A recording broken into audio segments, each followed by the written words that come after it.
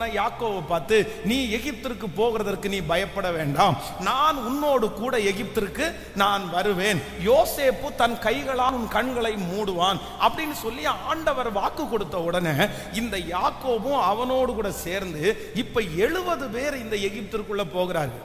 எகிப்திற்கு போகும்போது இந்த யோசேப்பு என்ன பண்றார் அப்படின்னு சொன்னா, அந்த எகிப்தில இருக்கிற ஜனங்களோடையே இவர்களை தங்க வைக்காம அவர் தனியாக அப்படின்னா கோசேன் அப்படின்ற ஒரு நாட்டை அவங்களுக்கு கொடுத்து அந்த இடத்துல இவர்கள் 70 பேரையும் குடி அமர்த்துகிறார். நாட்கள் தாண்டுகிறது, கொஞ்சம் கொஞ்சமா அப்படியே பெருகிட்டு இருக்கிறாங்க.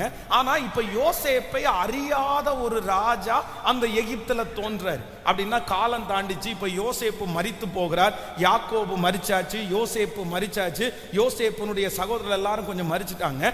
உடனே இப்ப புதிய ராஜா வரும்போது இந்த கோசேன் நாட்டில் இருக்கிற இந்த ஜனங்களை பார்த்த உடனே இவங்க நம்ம ஆட்கள் கிடையாது, இவங்க எதுக்கு இங்க வந்தாங்க, இவங்க இப்படியே இருந்துட்டாங்கன்னா இவங்க நமக்கு விரோதமா எழும்பி யுத்தம் பண்ணி நம்மளையே அழிச்சிருவாங்க, அதனால இவங்க கண்ட்ரோலா வைக்கணும், இவங்களை பெருக பண்ண விடக்கூடாது, இவங்க நாளுக்கு நாள் அதிகமாயிட்டு இருக்காங்கன்னு சொல்லி வேதம் சொல்லுது அவர்களை கொடுமையாய் நடத்த ஆரம்பித்தார்கள்.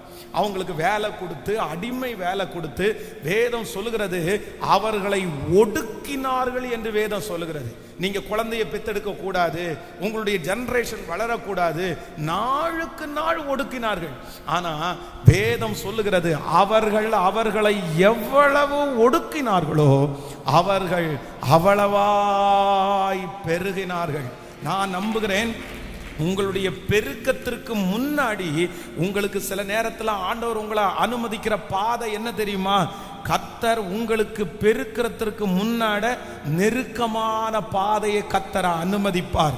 உங்க வேலை ஸ்தலத்துல ஒரு நெருக்கம் வருதா, நீங்க குடியிருக்கிற இடத்துல ஒரு நெருக்கம் வருதா, நீங்க பிசினஸ் பண்ற இடத்துல ஒரு நெருக்கம் வருதா, நீங்க கத்தரை மட்டும் உறுதியாய் பற்றி பிடிப்பீர்களே ஆனால் எந்த இடத்துல உங்களுக்கு ஒரு நெருக்கம் வருகிறதோ அந்த இடத்துல ஒரு விசாலம் உங்களுக்கு வரும்.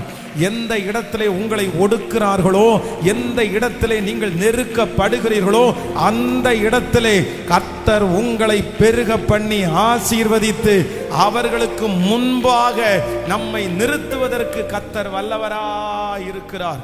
ஹல்லேலூயா.